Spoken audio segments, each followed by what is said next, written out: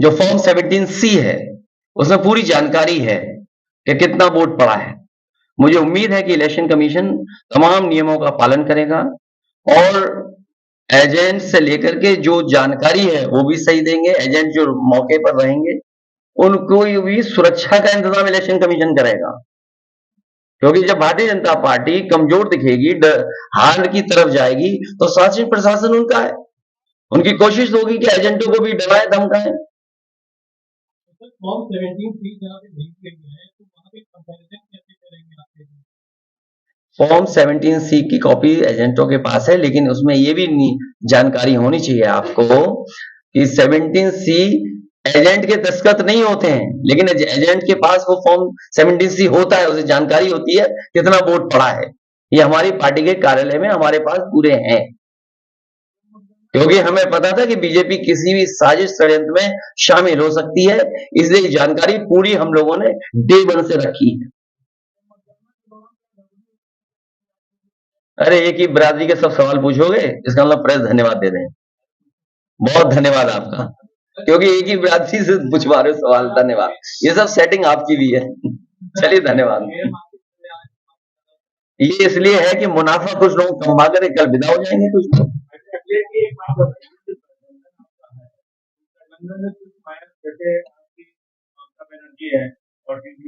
तो अलग है, जरूरत पड़ी लोगों की आपको अच्छे संबंध से नहीं तो नहीं, अगर वो आप उनसे कहें कि आप हमारे साथ जुड़िए कुछ चीजें कम पड़ती है तो इसलिए आपको।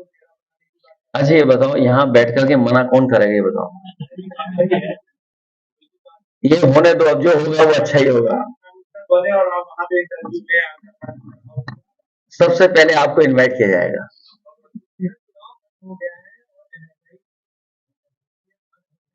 ये क्यों बता दे, आपके स्वास्थ्य बेहतर हो इसके लिए अमूल ने भी अपने दूध की कीमत बढ़ा दी है।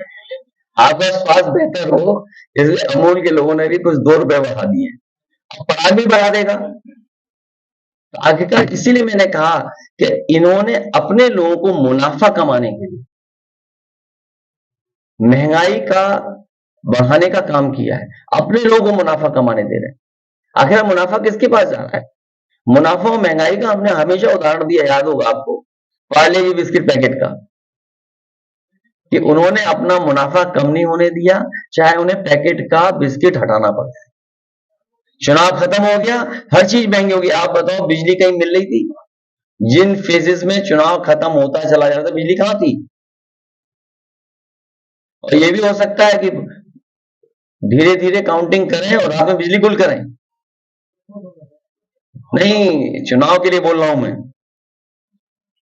कि काउंटिंग को धीमे धीमे करें और रात में बिजली गुल करेंगे। मैंने पढ़ लिया, एक कॉपी नहीं, बांट दो जल्दी कॉपी। पढ़ नहीं, अभी लेट आए हैं, गमछे तो समाजवादी लग रहे हो। नहीं, एक ही बात है। अरविंद जी को जानते होगे आप भी, एक ही बात है। स्वामी अरविंद जी की अगर है गमछा तो हमारी उनकी एक ही बात है।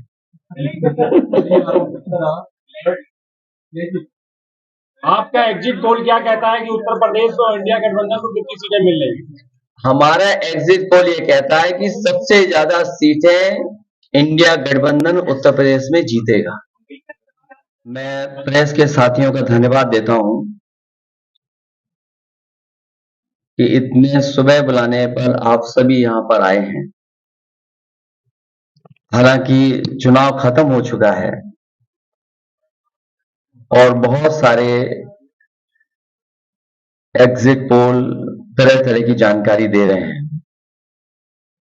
मैं आपके बीच में आपके माध्यम से कुछ बातें रखना चाहता हूं। मैं शुरुआत करता हूं कि जितनी ऊंचाई पर जाकर कटती है पतंग, उतना ही बड़ा होता है उसका पतन। भाजपा कई दोषों के लिए जिम्मेदार है।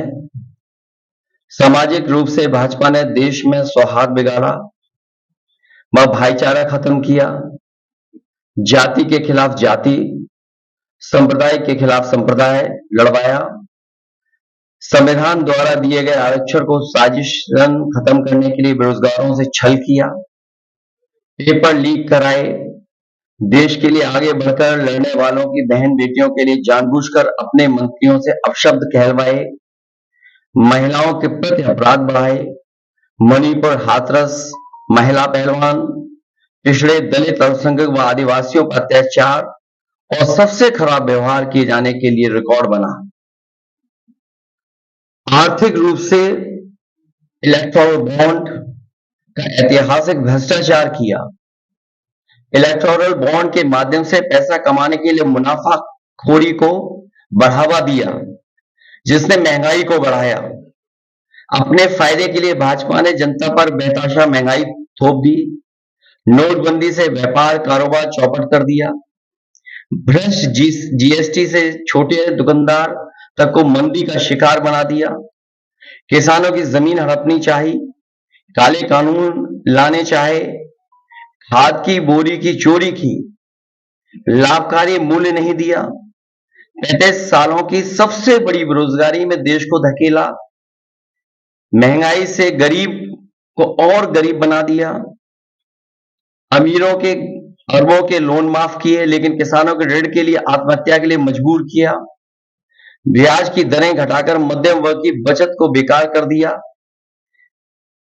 बैंकों में तरह तरह के चार्ज और पेनल्टी से लोगों के खाते दीमक की तरह अंदर ही अंदर खा गए, बैंक लॉकरों के नाम पर जिम्मेदारी से पल्ला झाड़ लिया, नैतिक रूप से चंदे तक का पैसा खा गए, केयर फंड के नाम के आगे पीएम के नाम का इस्तेमाल करके बाद में हिसाब देने से मना कर दिया, अपराधियों को शामिल करने, उनके कृत्यों पर पर्दा डालना, जैसे मणिपुर में अपने संगी साथियों द्वारा बेटी के साथ मानवीय व्यवहार में, बीएचयू छात्र अभद्रता कांड में, खीरी किसान हत्याकांड में, हाथरस की बेटी के बलात्कार हत्या व कानपुर देहात कांड में जहां मां बेटी को झोपड़ी में जिंदा जलाकर मार डाला, ऐसे अनगिनत उदाहरण हैं। शारीरिक रूप से देखें तो भाजपा लोगों के शरीर स्वास्थ्य से भी खिलवाड़ किया, उसके भी दोषी हैं। भाजपा ने बिना जांच परखे जानलेवा वैक्सीन लगवाई, कमीशन खाकर गलत दवाइयों को पास करके लोगों का जीवन खतरे में डाला। इसका सीधा असर जनता की सेहत पर पड़ेगा और आने वाली पीढ़ियों की तंदुरुस्ती पर भी। भाजपा पीढ़ियों पर प्रहार की दोषी भी है। मनोवैज्ञानिक रूप से लोगों के दिल और दिमाग में जानलेवा वैक्सीन लगवाने के बाद बीमार होने पर डर बैठा दिया। महिलाओं के अंदर असुरक्षा का भाव घर कर गया। युवा अनएम्प्लॉयमेंट या अंडर एम्प्लॉयमेंट से डिप्रेशन का शिकार हुआ। राजनीतिक रूप से चंडीगढ़ के मेयर चुनाव में कैमरे के सामने धांधली की, चुनी सरकारें गिराई, खरीद फरोख्त का नकारात्मक सियासत को जायज ठहराया, पारिवारिक रूप से राजनीतिक फायदे के लिए परिवारों को लड़वा दिया, भाई के खिलाफ भाई को। मानसिक रूप से भाजपा ने अपने ही समर्थकों को हिंसक बनाया, मॉब लिंचिंग को मानसिक रूप से सही ठहराने की साजिश की, आपराधिक रूप से ऐसे लोगों को मंत्री पद दिया और बनाए भी रखा जिन्होंने किसानों की हत्या की, जो महिलाओं पर अत्याचार शोषण के दोषी हैं। न्यायालय तक में अपने लोग पिछले दरवाजे से सेट किए, विशेष के लिए बयान दिलवाए, न्यायाधीशों को राजनीतिक पदों पर लालच देकर कानून तक को अपनी भ्रष्ट सोच से मैला कर दिया। यही काम यूनिवर्सिटी, कॉलेज, स्कूलों में किया। नौकरशाही में लेटरल एंट्री के बहाने यही धांधली की। योजना आयोग खत्म किया। ED, CBI, IT, income tax को सरकार बनाने, बचाने और चलाने के लिए इस्तेमाल किया। झूठे आंकड़ों से देश और दुनिया को छला, जिससे अंतर्राष्ट्रीय स्तर पर भारत को विकासशील देशों की श्रेणी से बाहर करने की बात से देशों को देश की शर्मिंदगी झेलनी पड़ी। विदेशों में बैठे भारतीयों को अपमान झेलना पड़ा। दुनिया में डंका बजाने की बात करने वालों का ही ढोल पिट गया। विकास व रोजगार के झूठे आंकड़े देकर ठगा। संवैधानिक रूप से संविधान को पहले कमजोर करने पर बदलकर धीरे धीरे खत्म करने की साजिश ही नहीं, अपने लोगों से शरेआम कहलवाया भी। लोकतांत्रिक रूप से जनतंत्र को मनतंत्र में बदलने का दुस्साहस किया, व्यक्ति को व्यवस्था से बड़ा बनाने और बताने का दुष्प्रचार कर लोकतंत्र की भावना का अपमान किया, चुनाव के नतीजों को कुछ भ्रष्ट मीडियाकर्मी और अधिकारियों की मिलीभगत से बदला भी और आगे भी इस चुनावी घपले को जारी रखने का षड्यंत्र रचा। भाजपा ने इन्हीं सब कारणों से देशवासियों की जिंदगी को खतरे में डाल दिया है। साथ ही भाजपा ने अग्निवीर जैसी अल्पकालिक भर्ती जो देश की सुरक्षा व सीमाओं से समझौता करके देश को खतरे में डाल दिया है। भाजपा का झूठा राष्ट्रवाद, चीन की घुसपैठ से रजांगला मेमोरियल जैसे शहीदों के बलिदान का स्मारक तक नहीं बचा पाए। भाजपा की भ्रष्ट नीतियां बीते कल के लिए नहीं बल्कि भविष्य में भी देश की रक्षा के लिए असमर्थ व अक्षम है। इसलिए जनता इस बार गांधी जी को याद करते हुए करो या मरो की तरह आंदोलित हो गई है और अपने देश के भविष्य बचाने के लिए नया स्वतंत्रता आंदोलन लड़ने के लिए तैयार बैठी है। जनता स्वतंत्रता सेनानियों की तरह बलिदान करने के लिए तैयार है, क्योंकि भाजपा काल में उसका जीवन तो वैसे ही दूभर हो गया है। जनता की सकारात्मक सक्रियता से देश नकारात्मक ताकतों से आजाद होने जा रहा है। देश प्रेमी 140 करोड़ जनता की शक्ति के आगे भ्रष्ट और संकीर्ण सोच के चंद देश विरोधी लोग टिक नहीं सकते। देश का युवा फिर से कफन सर पर बांधकर कह रहा है, मेरा रंग दे बसंती चोला।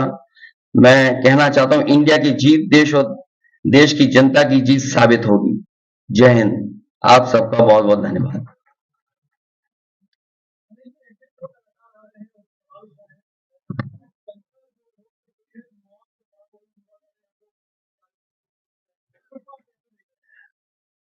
हम और आप पूरे जनता के बीच में थे पूरे चुनाव भर, और इतनी तपती गर्मी में, भीषण गर्मी में लोगों ने इस लोकतंत्र को, संविधान को मजबूत बनाने के लिए मतदान किया। कहीं भी किसी जगह पर ऐसा नहीं दिखा कि भारतीय जनता पार्टी के समर्थन में लोग आए। उनके टेंट खाली थे, मैदान खाली थे, और इसमें से कई साथी ऐसे जो एग्जिट पोल में शामिल हैं, वो और उनकी संस्थाएं भारतीय जनता पार्टी के लिए बूथ मैनेजमेंट का भी काम करती, समय समय पर बूथ की जानकारी भी देती। जो सवाल हमसे आप पूछ रहे हैं, वो सवाल मेरे मीडिया कर्मियों से ये भी है कि उन लोगों से भी पूछें कि जो एग्जिट पोल वाली संस्थाएं और एजेंसियां हैं, क्या वो भारतीय जनता पार्टी के लिए पिछले कई वर्षों से बूथ मैनेजमेंट का काम कर रहे हैं कि नहीं कर रहे हैं। तो जो लोग उनके समय समय पे बूथ मैनेजमेंट का काम कर रहे हैं, वही एग्जिट पोल मैनेजमेंट के लिए आए हैं। वो माहौल बना रहे हैं, विपक्ष के लोगों को डराना चाहते हैं। ये राजनीति इनकी पहले से रही है और इसी तरह करते आए हैं, लेकिन इस बार जनता भी तैयार है और इस देश का नौजवान से लेकर के हर वर्ग के लोग तैयार हैं कि उन्हें अपने मतदान किए हुए की रक्षा करनी है।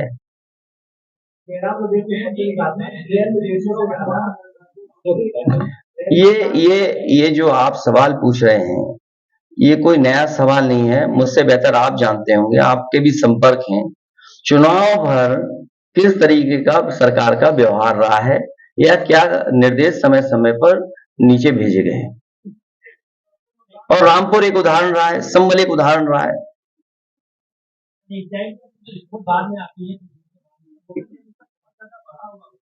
देखिए, ये जवाब इलेक्शन कमीशन को देना चाहिए, क्योंकि ये कॉन्स्टिट्यूशनल बॉडी है, और अगर किसी को